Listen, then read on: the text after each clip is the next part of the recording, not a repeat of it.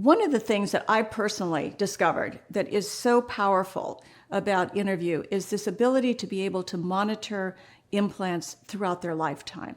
Now, this is a clinical example of a patient of mine who had 3 implants in the anterior area connected by a superstructure. One of those implants, the implant number 9, so it was 8, 9, and 11, the middle one, number 9, had continued peri-implantitis that kept developing on this implant number 9. We had the periodontist look at it, we put him on constant home care, and yet eventually it would come back.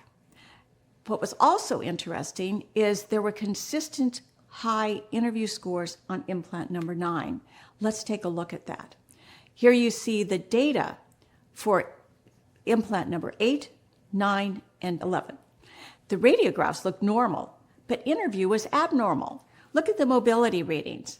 Implant number 8 showed a mobility of 60. Implant number 9 had a mobility of 70, 10 points higher. And mobility on number 11 was again 60, like number 8. But let's look at the damage scores.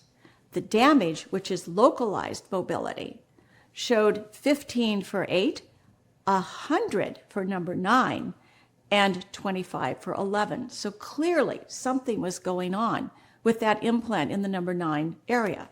So we decided to take it apart, disassemble it. The damage, which is localized mobility, showed 15 for 8, 100 for number 9, and 25 for 11. So clearly something was going on with that implant in the number 9 area.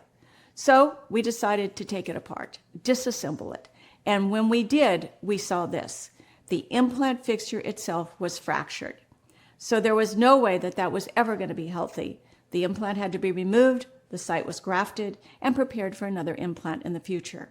We would have never known the real reason for that had we not known that there was a localized mobility in that one implant that was very different from the other 2 surrounding implants.